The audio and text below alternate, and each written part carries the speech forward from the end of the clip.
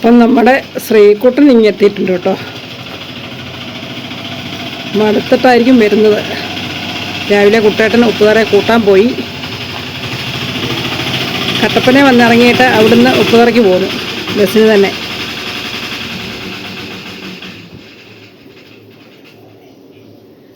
ക്ഷീണമാണെന്ന് തോന്നുന്നു, ബസ്സിലുള്ള യാത്രയല്ലേ. ക്ഷീണമാണോ?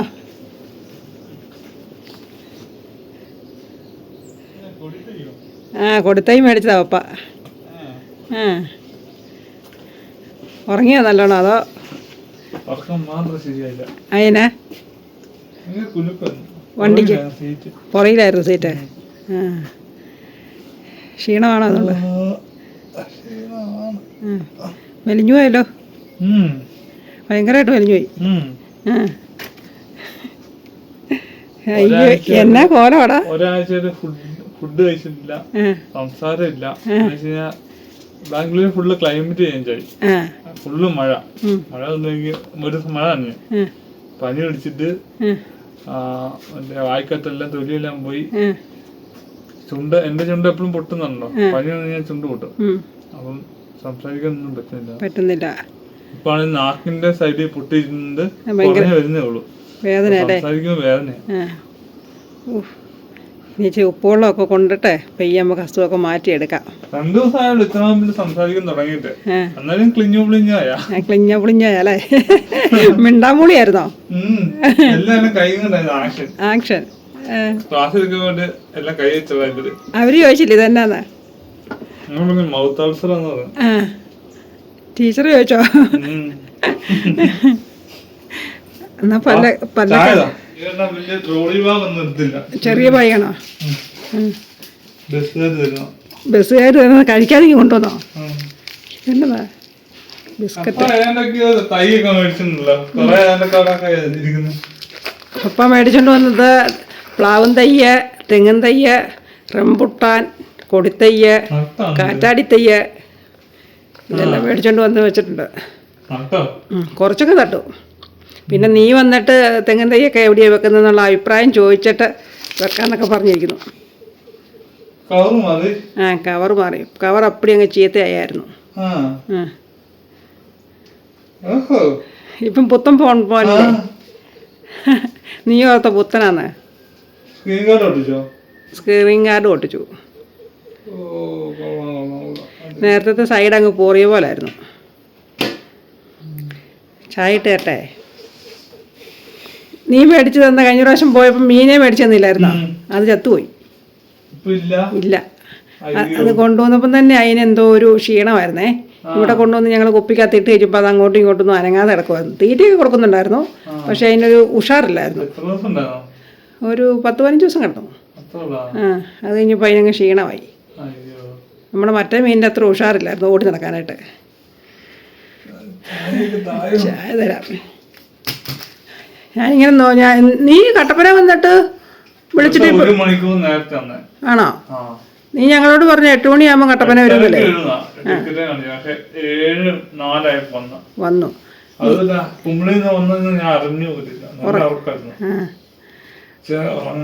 8:30 വരുമെന്ന് പറഞ്ഞോണ്ടേ പപ്പ 7:30 ആയപ്പത്തിന് റെഡിയായി ഇവിടുന്ന് പോകാനായിട്ട്. 1 മണിക്കൂർ മതിയില്ല കട്ടപ്പന വരെ വരാൻ.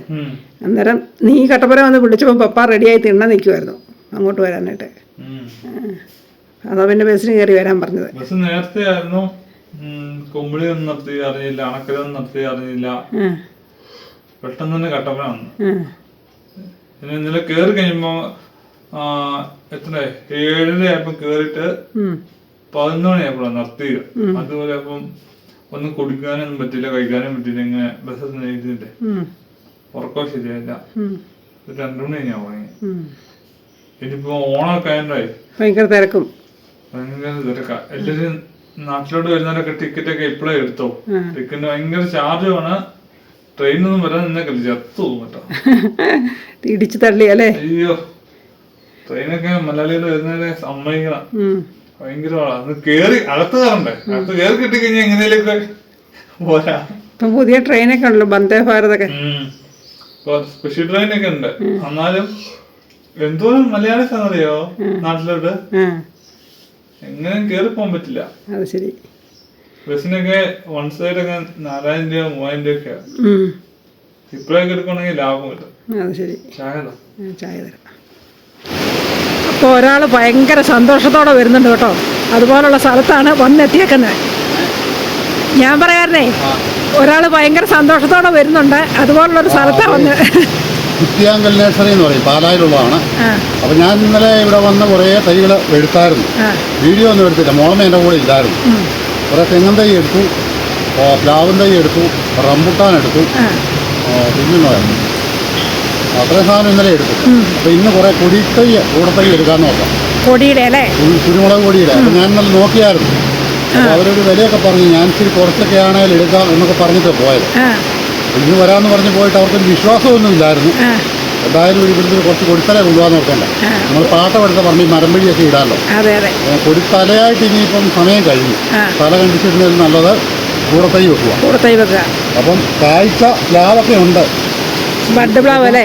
വിയറ്റ്നാം എയർലിയോ അങ്ങനെ കുറേ ടൈപ്പ് സാധനങ്ങളൊക്കെ ഉണ്ട്. ഇതിൻ്റെ പേരൊന്നും എനിക്കറിയത്തില്ല. എല്ലാത്തിൻ്റെയും പേര് എഴുതി വെച്ചിട്ടുണ്ട് അല്ലേ? ഇഷ്ടം പോലെ നമുക്ക് നോക്കാം, കൊടിത്തൈ നോക്കാം. അതെ, കുട്ടന് ഭയങ്കര സന്തോഷം കേട്ടോ. കുട്ടന് കൃഷിപരമായിട്ട് എല്ലാ കാര്യങ്ങളും ഭയങ്കര സന്തോഷമുള്ള കാര്യമാണ്. ചിലിമ്പിപ്പുളി. ഇത് ചിലിമ്പിപ്പുളിയുടെ തൈ കേട്ടോ. ഇങ്ങനെ അങ്ങോട്ട് നോക്കിയാൽ ഇത് മൊത്തം പല പല തൈകളാണ് നിൽക്കുന്നത്.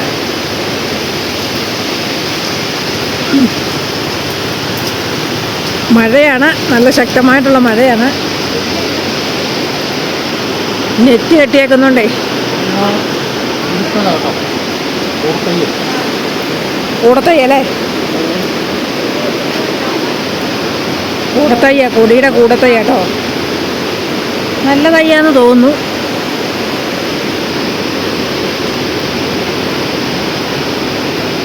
ഇങ്ങനെ ഇതുണ്ടോ, തെങ്ങിൻ തൈ മുളപ്പിച്ച് വെട്ടിയേക്കുന്നുണ്ടോ? നല്ല രസമില്ലേ? ഇതൊക്കെ ഈ ഒത്തിരി പൊക്കമില്ലാത്ത തൈകളാന്ന് തോന്നുന്നേ. നല്ല നോക്കി പറക്കിക്കോ. തളുത്ത ഇലയുള്ള നോക്കി പറക്ക.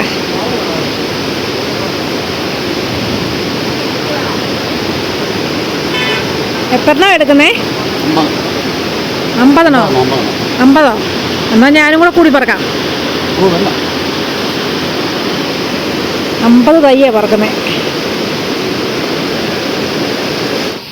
അന്നേരം അങ്ങേയറ്റത്ത് പോയി നല്ലത് നോക്കി തിരഞ്ഞെടുക്കുന്നുണ്ട് കേട്ടോ. നല്ലത് നോക്കി തിരഞ്ഞെടുത്തോളം പറഞ്ഞു ഇവിടുത്തെ സ്റ്റാഫ്. നമ്മൾ കുറച്ചങ്ങോട്ട് പറക്കി മാറ്റി വെച്ചു. അന്നേരം 50 തൈ പറക്കണമല്ലോ, അതുകൊണ്ട് നല്ല നോക്കി ഇഷ്ടമുള്ളതുപോലെ നോക്കി പറക്കുവാണേ. ഞാൻ കുറച്ചൊക്കെ പറക്കി വെച്ചു കേട്ടോ. ഇതൊക്കെ ഞാൻ എടുത്തു വെച്ച തൈകളാണ്. അന്നേരം കുട്ടനും പറഞ്ഞു ഞാൻ നല്ലത് നോക്കി പറക്കിക്കോളാം. ഇതുണ്ടോ ഇഷ്ടംപോലെ. 350 രൂപയാ തെങ്ങിൻ്റെ തൈക്ക് കേട്ടോ. അതേണ്ട അവിടെ എഴുതി വെച്ചേക്കുന്നത് ബാറ്റ. ഏത് ഇനമാണെന്നൊന്നും എനിക്കറിയത്തില്ല. ഇങ്ങനെ ഇഷ്ടംപോലെ ഇതുണ്ടോ. അതുപോലെ തന്നെ ഇതുണ്ടോ, വേമ്പിൻ്റെ തയ്യാണെന്ന് തോന്നുന്നു ഇത്. പിന്നെ വേറെ കൃഷിയോട് താല്പര്യമുള്ളവർക്കൊക്കെ കാണിച്ചു തരാം. ഇതുണ്ടോ, ഇവിടെ മണ്ണ് കൊണ്ടുവന്നിട്ടിട്ട് അതിൻ്റെ കൂടെ എന്താ ചകിരിച്ചോറാന്ന് തോന്നുന്നു കേട്ടോ. ഇതുണ്ടോ, ചകിരിച്ചോറാണേ. കണ്ടോ, ചകിരിച്ചോറും മണ്ണും കൂടെ മിക്സ് ചെയ്താൽ ഇത് വേറെ തനി മണ്ണ്. ഇതുണ്ടോ, ഒരു കുരണ്ടിയൊക്കെ എടുത്തിട്ടിട്ട്, ഒരു പലകയെ എടുത്തിട്ടിട്ട് കൂടിനകത്ത് ഇവിടെ ഇരുന്ന് ചേച്ചി നിറച്ചുകൊണ്ടിരിക്കുമായിരുന്നു കേട്ടോ. തെങ്ങിൻ തൈ വെക്കാനായിട്ടുള്ള പരിപാടിയാണ്. തേങ്ങ മുളച്ചതേ ഇവിടെ ഇരിപ്പുണ്ട്.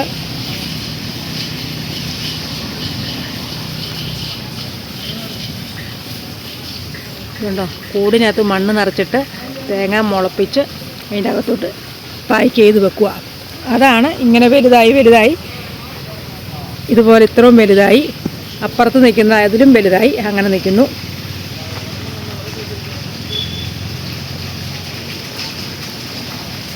കൃഷിയൊക്കെ ചെയ്യാൻ താല്പര്യമുള്ളവർ ഇതൊക്കെ കണ്ടുപഠിക്കുക.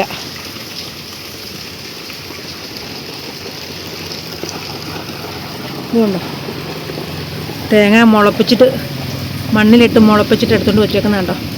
ഇതാണ് ഇതുപോലെ കവറിലോട്ടാക്കി വെക്കുന്നത്. മണ്ണ് കൊണ്ട് കൂന പോലെ കൂട്ടിയിട്ടിട്ട് ഇവിടെ ഇരുന്ന ഒരാൾ നിറച്ചുകൊണ്ടിരിക്കുമായിരുന്നു ഞങ്ങൾ വന്നപ്പോൾ. കുട്ടേനവിടെ കൊടുത്തൈ പറക്കി കഴിഞ്ഞില്ല.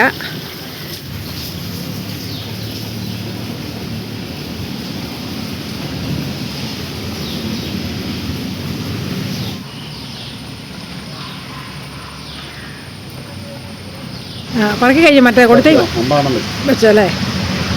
ഇതാണോ ഇന്നലെ കൊണ്ടുപോയത് മേടിച്ചോണ്ടാ? ബഡ് പ്ലവിൻ്റെ അല്ലേ? പിന്നെ ഒരു 18 പട്ട മേടിച്ചു, പിന്നെ ഒരു ചെന്തങ്ങ് മേടിച്ചു, പിന്നെ ഒരു വില കൂടിയ, അതായത് 2 കൊല്ലം കൊണ്ട് കായ്ക്കുന്നതാണെന്ന് പറഞ്ഞു വരാനോ, ഇതിന് പേര് ഓർക്കുന്നില്ല. അപ്പോൾ അതെല്ലാം മേടിച്ചായിരുന്നു. വലിയ നഴ്സറിയാലേ? കൊണ്ട് വെച്ചിട്ടേ ഉള്ളൂ. വലിയ നഴ്സറിയാലേ? എല്ലാം ഉണ്ട് കേട്ടോ, എല്ലാ സാധനങ്ങളും ഉണ്ട്. വലിയ റേറ്റ് ഒന്നും ഇല്ല. റേറ്റ് എന്ന് പറഞ്ഞാൽ ആവറേജ് വരെ ഉണ്ടല്ലോ. ഉണ്ട്. മരുന്നൊക്കെ തളിച്ചാൽ നിർത്തിയേക്കുന്നത്. ഇതുണ്ടോ കാപ്പിത്തൈ നിൽക്കുന്നേ? ഇതെല്ലാം കാപ്പിത്തൈയാ കേട്ടോ.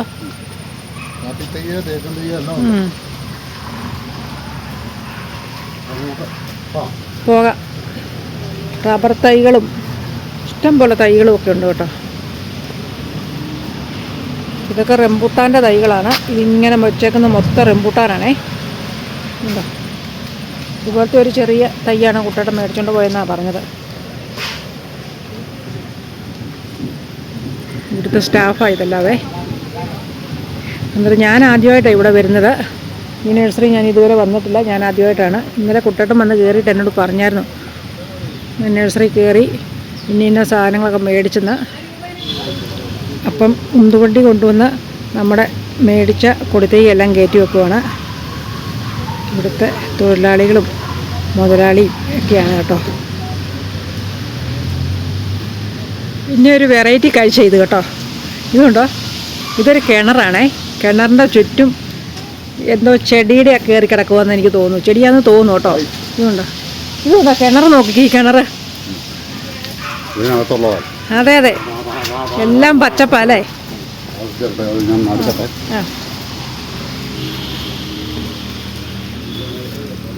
ആഹാ, വെള്ളമൊക്കെ ഉണ്ട് കേട്ടോ. തൊട്ടിയും കയറൊക്കെ ഇരിപ്പുണ്ട്. അന്നേരം ഇവിടുന്ന് വെള്ളം കോരി ചെടിക്കും തൈകൾക്കൊക്കെ ഒഴിക്കുന്നതാണെന്ന് തോന്നുന്നു. കിണറിൻ്റെ ആ പരിപാടി എനിക്ക് ഇഷ്ടപ്പെട്ടു കേട്ടോ. മൊത്തം പച്ചപ്പ. പിന്നെ അതുകൂടാതെ ചെടികളും ഉണ്ട്. ചെടിയുടെ തൈകളും ഒക്കെ നിൽപ്പുണ്ട്. അങ്ങോട്ടെല്ലാം ചെടി തൈകളും ഒക്കെ കേട്ടോ. ഈ ഏരിയ മൊത്തം ചെടിയുടെ ഒരു ഏരിയയാണ്.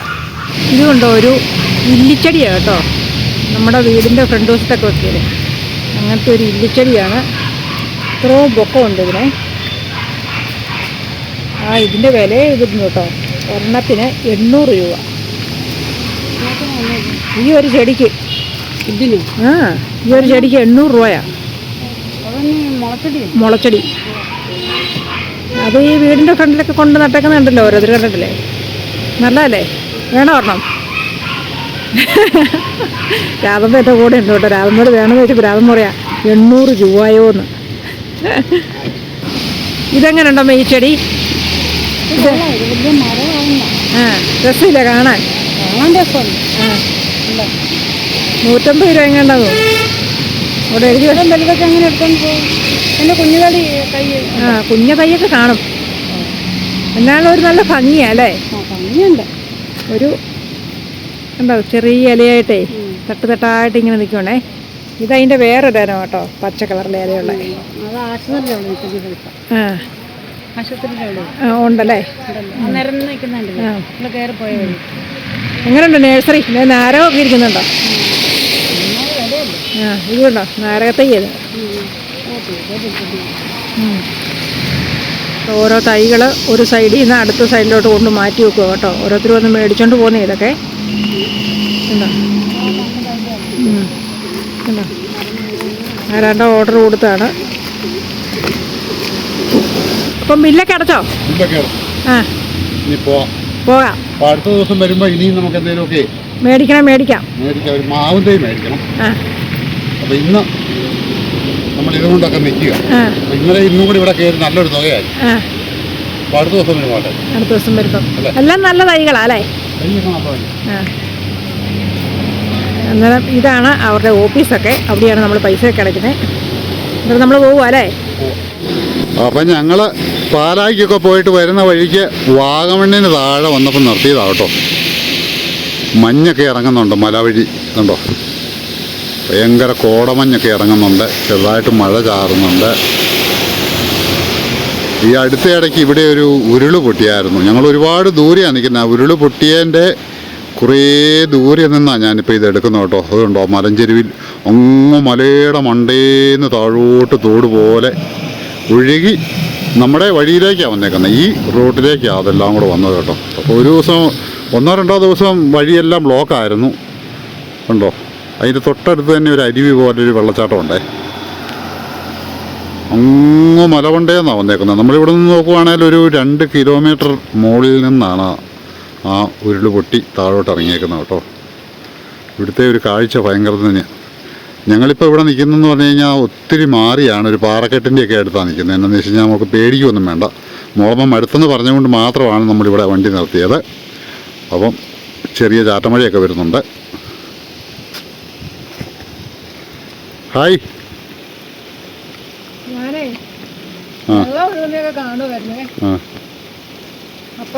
എല്ലാം മലകളല്ലേ, ഇപ്പോൾ എല്ലാം പച്ചപ്പാണേ.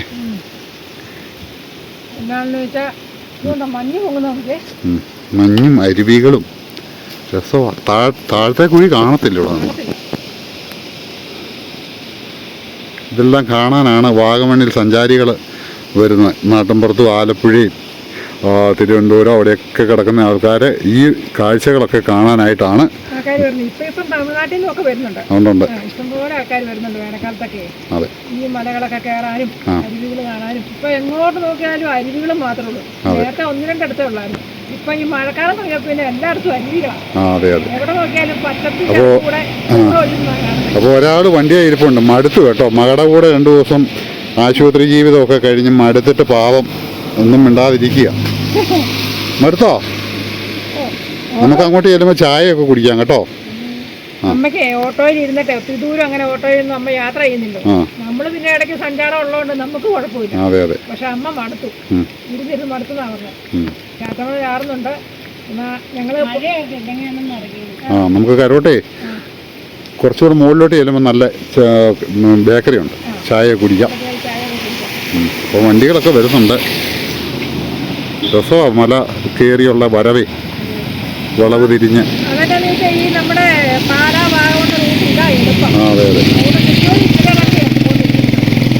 അപ്പോൾ മഴക്കാലത്ത് ഈ വാഗമണ്ണ് വഴി വരുമ്പോൾ എല്ലാം വെള്ളച്ചാട്ടങ്ങളും മണ്ണിടിച്ചിലും കാഴ്ചകൾ ഒരുപാടുണ്ട് കേട്ടോ.